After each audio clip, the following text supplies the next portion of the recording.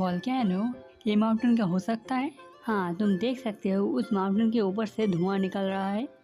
वाह। इसके बाद वो लोग सुनते ही झाड़ी से कुछ आवाज आ रहा होता है।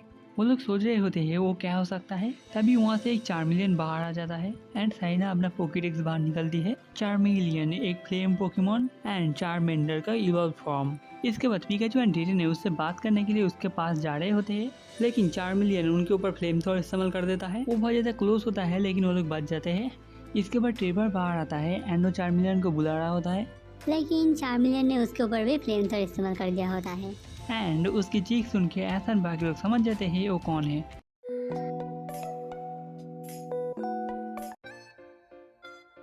ट्रेवर बहुत ज़्यादा खुश होता है उन लोगों से मिलकर। उसने सोचा नहीं होता है जो वो इन लोगों से यहाँ पर मिल पाएगा। इसके बाद साइना पूछती है, चार्मिलियन इतने बुरे मूड में क्यों है? मुझे नहीं पता, मैं जो भी करूँ ये ऐसा ही रहता है।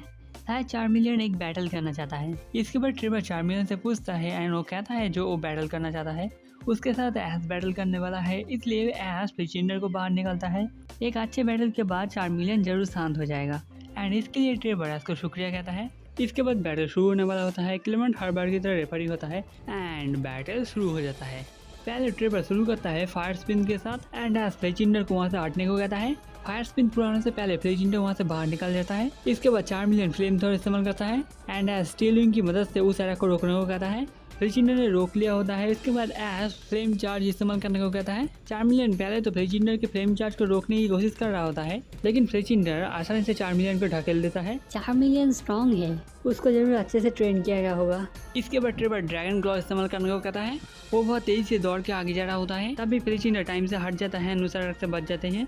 इसके बाद चार्मिलियन फिर से फ्लेम थ्रोअर इस्तेमाल करता है। ये बहुत ज़्यादा क्लोज होता है लेकिन तब भी फ्लिचिंडर बच जाता है इस अटैक से। इसके बाद ऐश स्टील विंग इस्तेमाल करने को कहता है। बहुत तेज़ी से ये अटैक होने की वजह से ये लग चुका होता है।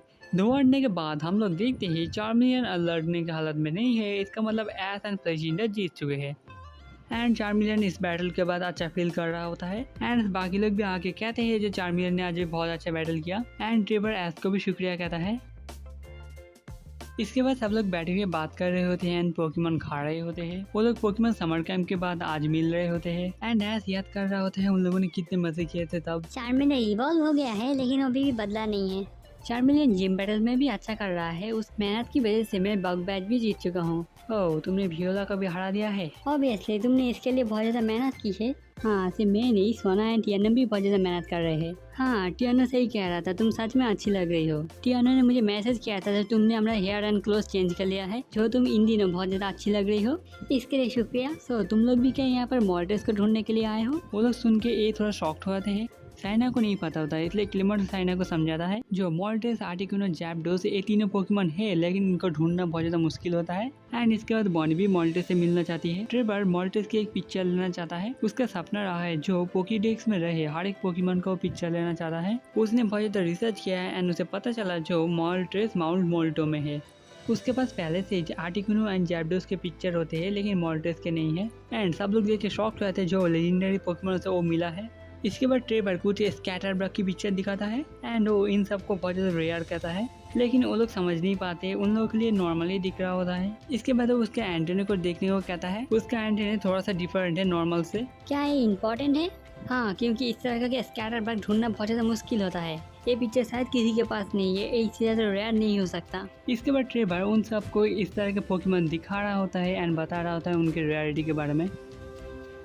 एंड बहुत देर के बाद वो बताना बंद करता है एंड सब लोगों से पूछता है वो क्या समझ गए। वो लोग पूरी तरह से समझ तो नहीं पाए लेकिन वो लोग अमेजिंग कहते हैं। एंड मॉर्टिस वो अगला वाला पोकेमॉन होगा जिसका मैं पिक्चर लेने वाला हूँ एंड ऐसा बाकी लोग भी मॉर्टिस के ढूंढने में उसकी मदद करना चाहते हैं। इसके लिए शुक्रिया। इसके बाद हम लोग टीम रॉकेट को देखते हैं। वो लोग ऐसा बाकी लोगों को देख रहे होते हैं एंड उनकी बात सुन रहे होते हैं एंड वो लोग प्लान बना रहे होते हैं जो पिकाचू के साथ वो लोग इस बार मॉर्टिस को भी पकड़ेंगे।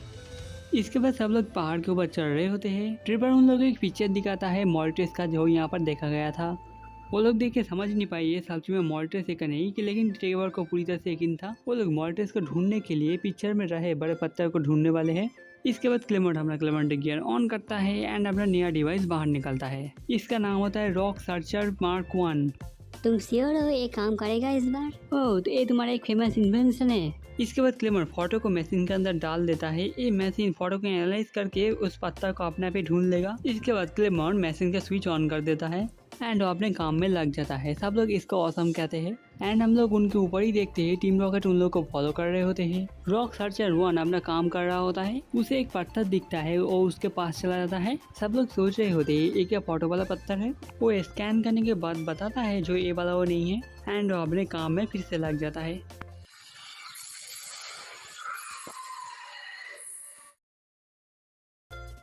रॉक सर्जर अभी भी इधर उधर पत्थर को स्कैन कर रहा होता है लेकिन उसका अभी भी नहीं मिल रहा होता है। वो लोग इंतजार कर रहे होते हैं। उसके बाद ट्रेवर चीखने लगता है ना एक तरफ दिखाने लगता है। कोई भी समझ नहीं पाया क्योंकि वहाँ पर एक नॉर्मल पोकेमॉन है। ट्रेवर इसके पीछे ले रहा है क्योंकि इससे पहले उसने इतना कॉम्प्लेक्स पैटर्न वाला ए वाला पोकेमॉन नहीं देखा है। इसके बाद वो एक बटरफ्लाई को देखता है जिसके हैंड नॉर्मल के मुकाबले छोटे होते हैं एंड वो उसको भी पिक्चर लेने लगता है ये जगह पोकेमॉन फोटोग्राफर के लिए एक पैराडाइज जैसा है। रॉक सर्चर अब आगे जा रहा होता है इसलिए ऐसा बाकी लोग ट्रेवर को जल्दी से आने को कह रहे होते हैं लेकिन और थोड़ी देर यहाँ पर रह के पिक्चर लेना चाहता है। लगता है मोल्टेस के बारे में भूल गया है एंड इसी मौके का फायदा उठा के टीम रॉकेट आगे चले जाते हैं उन लोगों के। वो लोग वोल्केनो के पास पहुंच चुके होते हैं। रॉक सर्चर एक रॉक को स्कैन कर रहा होता है। उसके बाद वो बंद हो जाता है एंड दिखा रहा होता है जो उसको मिल चुका है लेकिन टीम रॉकेट समझ नहीं पाते जो ये इतना आवाज़ क्यों कर रहा है। जैसे ने इसको वार्निंग बेल समझ कर इसको किक कर दिया होता है एंड वहाँ पर एक धमाका हो जाता है। ऐसा बाकी लोगों को भी पता चल चुका होता है इसलिए वो लोग भी आ रहे होते हैं वहाँ पर। क्लेमर ने देखिए वजह डिसअपॉइंट होता है जो उसके रॉक सर्चर टूट गया है। एक और डिवाइस जो काम नहीं आया। इसके बाद हम लोग देखते हैं रॉक सर्चर अपने आप मूव करने लगता है एंड वो आके सब लोगों के पीछे फॉलो कर रहा होता है एंड सब लोग भाग रहे होते हैं उससे। वो पूरी तरह से खराब हो चुका है इसलिए वो ऐसा कर रहा है। आखिर में कंट्रोल से बाहर होके वो ज्वालामुखी के ऊपर कूद जाता है एंड वो उसमें जल जाता है। वो लोग काफी रिलैक्स होते हैं तभी एक हाथ आके पिकाचू को पकड़ लेता है। वो टीम रॉकेट होते हैं एंड वो लोग अपने इंट्रोडक्शन देते हैं। सब लोग समझ चुके हैं जो टीम रॉकेट ने उन लोगों को फॉलो किया है क्योंकि वो लोग मॉनिटर्स को पकड़ नहीं पाएंगे इसलिए वो लोग पिकाचू से काम चलाने का प्लान बनाते हैं। इसके बाद एस फिचिंडर को बाहर निकलता है एंड जेसी जेम्स भी अपने पोकेमॉनों को बाहर निकलते हैं। पहले जेसी शैडो बॉल एंड उसके बाद जेम्स हाई बीम इस्तेमाल करने को कहता है एंड एस डॉच करने को कहता है। फिचिंडर high beam and shadow ball को डॉच कर रहा होता है लेकिन वो लोग लगातार अटैक कर रहे होते हैं। वाह इस गोल्ड का इसका साइज बहुत ज़्यादा रेयर है। ट्रेवर तुम बाद में भी पिक्चर ले सकते हो। इसके बाद वो चार्मिलियन को फ्लेम थ्रो इस्तेमाल करने को कहता है एंड जेम्स हाई बीम की मदद से उसको रोकने को कहता है। वो दोनों अटैक मिलकर धमाका हो जाता है वहाँ पर। इसके बाद टीम रॉकेट फिर से शैडो बॉल और साइड भी इस्तेमाल करने को कहते हैं। वो लोग अटैक कर रहे होते हैं लेकिन फिचिंडर हर बार डॉच कर रहा होता है इसलिए टीम रॉकेट लगातार अटैक करने को कहते हैं। तभी फिचिंडर को कुछ इससे फर्क नहीं पड़ रहा होता है। वो इसको डॉच कर रहा होता है। इसके बाद एक अटैक जाके माउंटेन के ऊपर लग चुका होता है जिसकी वजह से एक बहुत बड़ा पत्थर लावा के ऊपर आके गिर चुका होता है। टीम रॉकेट वजह से गुस्सा होता है क्योंकि वो लोग एक बार भी फिचिंडर को हिट नहीं कर पा रहे होते हैं। सभी वो लोग एक आवाज़ सुनते हैं। कोई भी समझ नहीं पा रहा होता है कि इसका है एंड बॉनी थोड़ा डर रही होती है एंड तभी हम लोग देखते हैं वोल्केनो से लावा बाहर उछल रहा होता है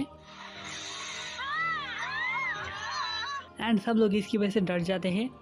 इसके बाद हम लोग उस आग के बीच से खिड़की की परछाई देखते हैं एंड सब लोग समझ चुके हैं कि यही लेजेंडरी पोकेमॉन मोल्टेस है एंड मोल्टेस फाइनली उन लोगों के सामने आ चुका होता है। इसका मतलब सच में मोल्टेस यहाँ पर था एंड वो वोल्केनो के अंदर ही छुपा था। मैंने ये पहले भी सुना था मोल्टेस वोल्केनो के अंदर रहता है उसका पावर फिर से वापस लाने के लिए। एंड ट्रेवर का फाइनली मोल्टेस का पिक्चर लेने वाला ड्रीम पूरा हुआ। इसके बाद मोल्टेस अपने आगे खोलता है एंड चारों तरफ देखता है यहाँ पर क्या चल रहा है। इसके बाद टीम रॉकेट अपने प्लान में फिर से वापस जा रहे होते हैं एंड वो लोग मोल्टेस के ऊपर shadow ball and side beam इस्तेमाल करने को कहते हैं। मोल्टेस इस तरह को डॉज नहीं करता। वो जाके लगता है लेकिन मोल्टेस को इससे कुछ भी फर्क नहीं पड़ा। इसके बाद मोल्टेस फ्लेम थ्रो इस्तेमाल करता है एंड इसमें और कोई डाउट नहीं रहा है यही लेजेंडरी पोकेमॉन है एंड वो लोग फिर से तारे बन जाते हैं एंड हम लोग देखते हैं उन लोगों के तारे बनने के बाद पिकाचू नीचे गिर रहा होता है एंड एस फिचिंडर को स्टील विंग इस्तेमाल करने को कहता है जिसकी वजह से पिकाचू का केज टूट चुका होता है एंड एस ने पिकाचू को पकड़ लिया होता है। एस फिचिंडर को शुक्रिया कहता है। इसके बाद हम लोग देखते हैं मोल्टेस एसन बाकी लोगों के ऊपर फ्लेम थ्रो इस्तेमाल कर देता है। वो लोग समझ जाते हैं जो मोल्टेस सोच रहा है वो लोग भी टीम रॉकेट के साथ है। एस मोल्टेस से बात करने की कोशिश कर रहा होता है लेकिन वो बात नहीं सुन रहा होता है। इसके बाद कोई रास्ता नहीं होता है इसलिए एस पॉकेटियर को बाहर निकलता है एंड वाटर पास इस्तेमाल करने को कहता है लेकिन मोल्टेस के पंख हिलाने की वजह से वो भाप में बदल जाता है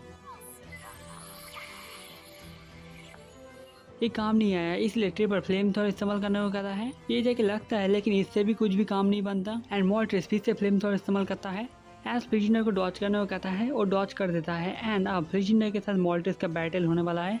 घूमते घूमते जब प्रिजनर सही जगह पर आता है, मॉर्टिस अभी फ्लेम थ्रोअर इस्तेमाल कर देता है, जिसकी वजह से प्रिजनर इससे बच नहीं पाता एंड वो फ्लेम थ्रोअर के साथ जाकर माउंटेन से टकरा जाता है। इसकी वजह से वो बहुत ज़्यादा घायल हो चुका है। एस प्रिजनर के पास जाने की कोशिश कर रहा होता है लेकिन ट्रेवर एंड फ्रॉगरिया ने रोक लिया होता है उसको एंड तब मॉर्टिस उन लोगों को भी नोटिस कर लेता है एंड फिर से फ्लेम थ्रोअर इस्तेमाल कर देता है।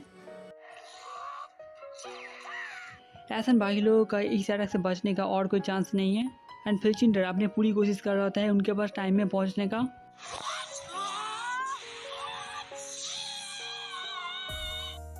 इसके बाद हम लोग देखते हैं फ्लिचिंडर ग्लो करने लगता है एंड उसकी स्पीड भी बहुत ज़्यादा बढ़ चुकी होती है, वो बहुत तेज़ी से उनकी तरफ जा रहा होता है। ऐसा बाकी लोगों को अटैक लगने ही वाला होता है, तभी फ्लिचिंडर टाइम में उन लोगों के सामने पहुंच चुका होता है एंड उसने अटैक रोक लिया होता है। फ्लिचिंडर को ग्लो करते देखते हुए सब लोग समझ चुके हैं जब फ्लिचिंडर इवॉल्व हो रहा है।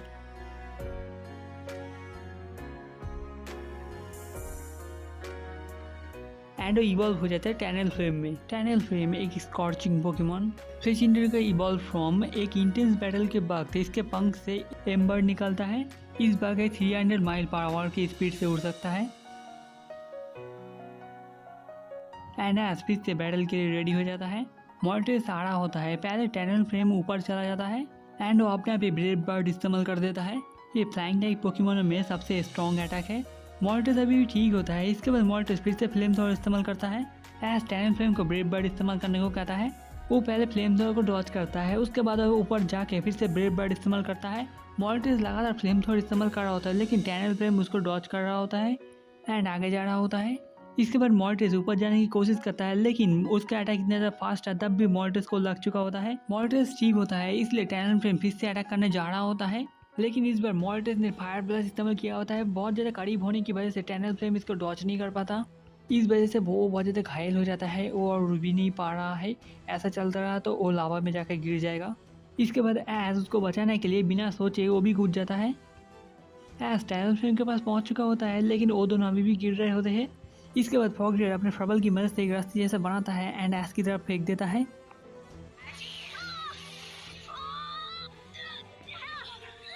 वो बहुत ज़्यादा क्लोज था लेकिन फ्रॉगरिया ने टाइम में पकड़ लिया था उन लोगों को।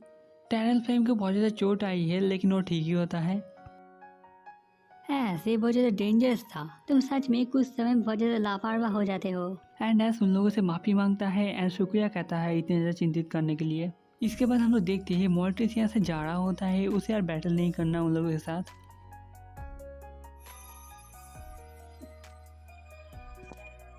मॉर्टिस फाइनली चला जाता है। ट्रेवर मॉर्टिस की पिक्चर देख रहा होता है, वो बहुत ज़्यादा खुश होता है। बाकी लोग भी ट्रेवर के लिए बहुत ज़्यादा खुश होते हैं।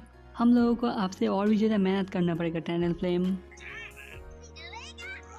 परफेक्ट, ये मैं मेरे कलेक्शन में ऐड करूँगा। एंड इसी के साथ हम लोग का अगला एपिसोड खत्म होता है। अगर आपको अच्छा है लाइक शेयर कमेंट कीजिएगा, अगला एपिसोड जल्दी आएगा। बाय।